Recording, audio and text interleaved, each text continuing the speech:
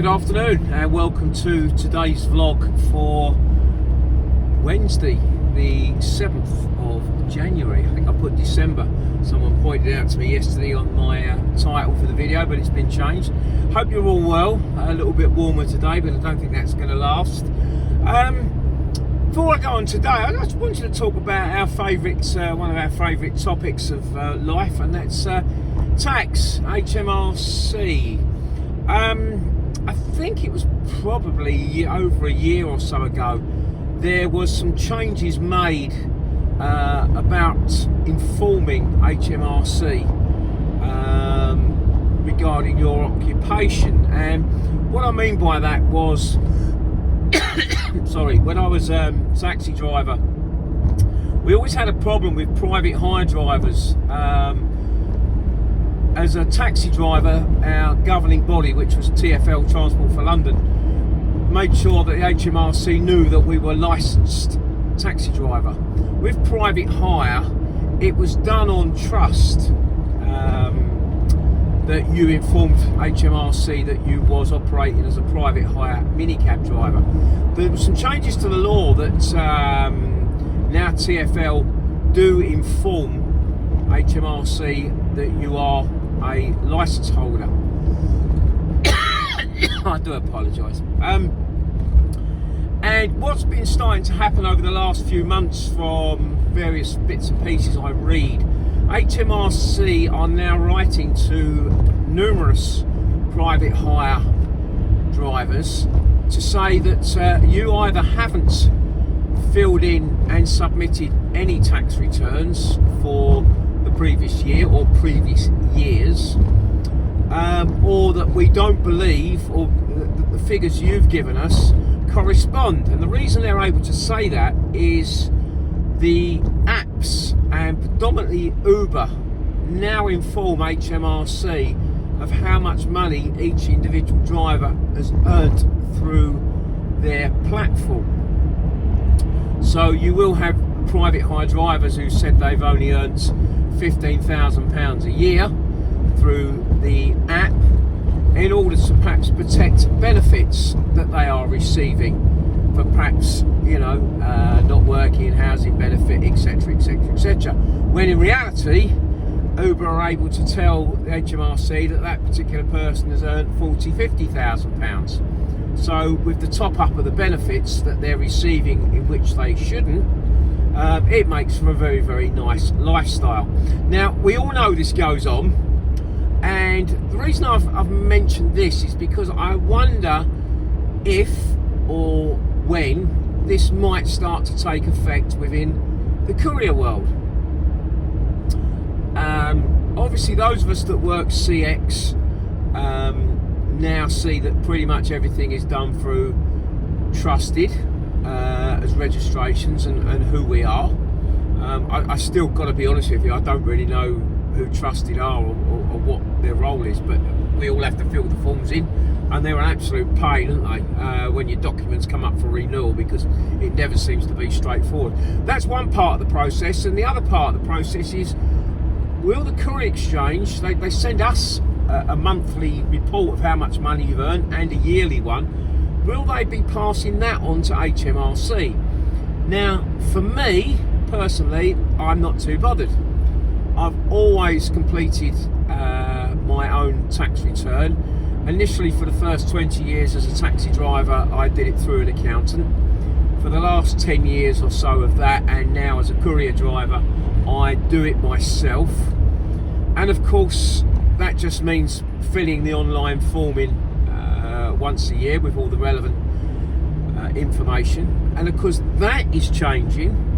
For those of us that now earn over £50,000 a year, you will now have to do that online through an accounting system. Mine is Sage, from April this year.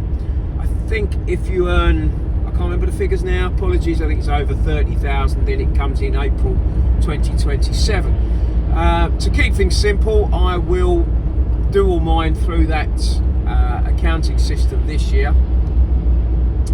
But it makes you wonder, is that information now, how much we've actually earned, now going to be passed by the courier exchange or by trusted to HMRC and at a click of a button they will now be able to check if those figures they receive from the CX match the figures that you've entered into your tax return.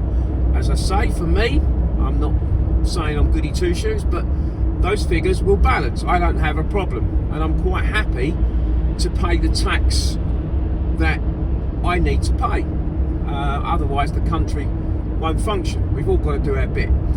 But because we know there are couriers out there that perhaps may not divulge fully what they've earned, and we also know, more importantly, there are couriers, not all couriers, but there are couriers that are using the app belonging to a shipper. The shipper won't care what figures they reveal to HMRC, and they are the people that might be able to dodge paying tax, and because the upshot of that is they will be able to work for less, and because if they can work for less, they're the people that will be doing long wheelbase jobs at 80p a mile, which has effect on those of us that are doing it legitimately. I hope that makes sense. I think it makes sense. Basically, I'm just saying, are people who cheat the system now going to get found out? And if you get found out, the penalties for being found out are horrendous. The fines are huge, and the back payment of tax that you've avoided over 1 year, 2 year, or many years is enormous. I had probably 20 odd years, maybe 25 years ago, I got pulled out for a tax inspection by Inland Revenue, as it was then, now HMRC, and they went through my tax and my affairs as a taxi driver with an absolute fine tooth comb. It was an excruciating hour and a half. My accountant came with me because that was part of the service I paid for.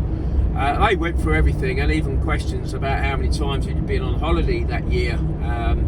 I'd only been away once, and they were able to press a button and they know exactly how many times your passport's been used to leave the country and into the country.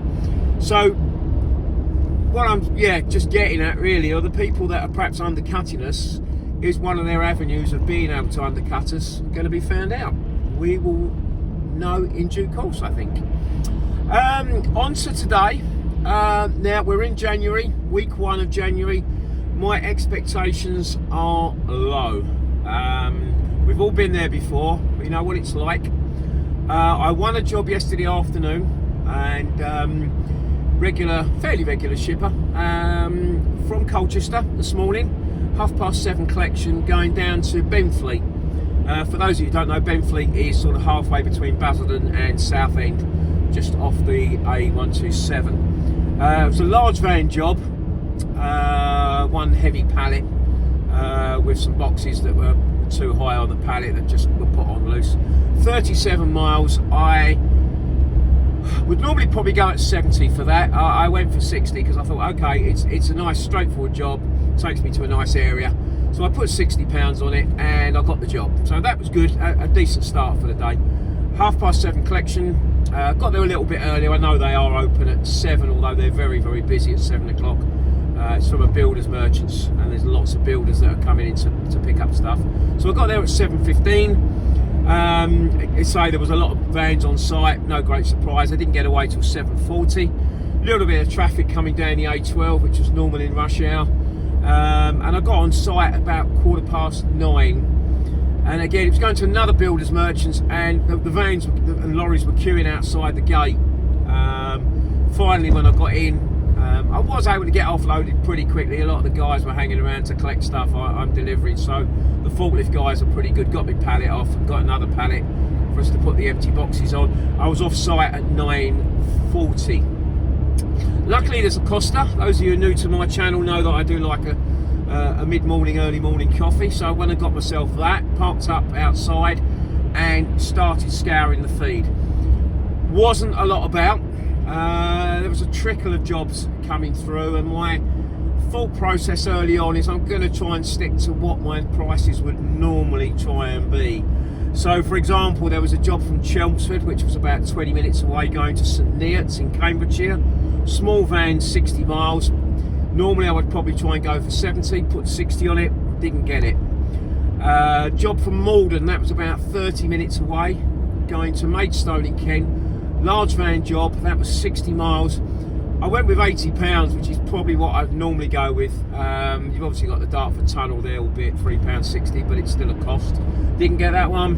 Another job from Chelmsford, just going up to Colchester for a large van, 30 miles. Put £60 on it. I didn't expect to get it probably. It's probably going to be a £40, £50 job, and so I didn't get it.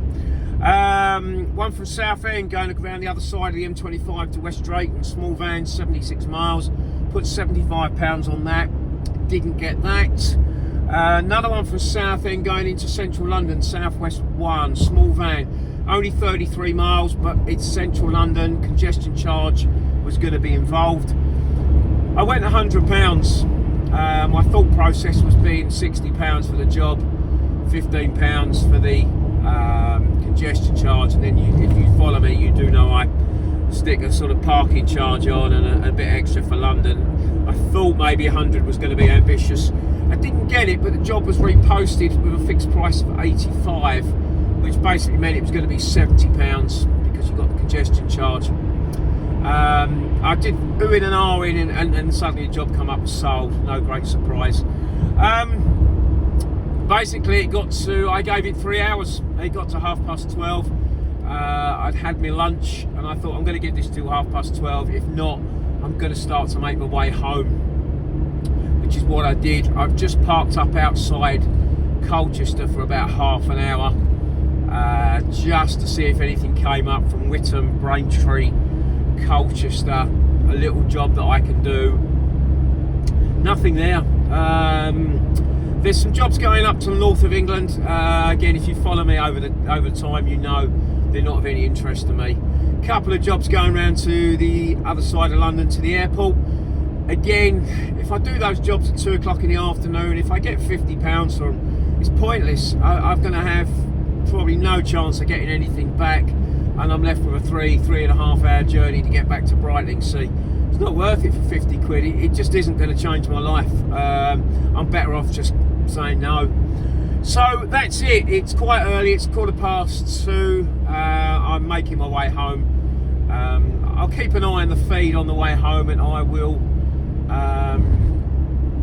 yeah, you know, I'll have a look when I get home in case anything pops out that I can pop back out and do, but I doubt it. So yeah, there we go. Disappointing day, but as I say, my expectations are very, very low for this week. I'm not going to get disappointed. I'm not going to get overexcited if I have a good day. It is what it is. Anyway, I hope you've been okay. Obviously, those of you who've got regular customers might be doing all right. Those of you relying on the CX and other apps like myself may well find it a little bit more difficult. But there we go. It's January, and that is life. Anyway, take care, and we'll talk again tomorrow. All the best now. Cheers, Paul.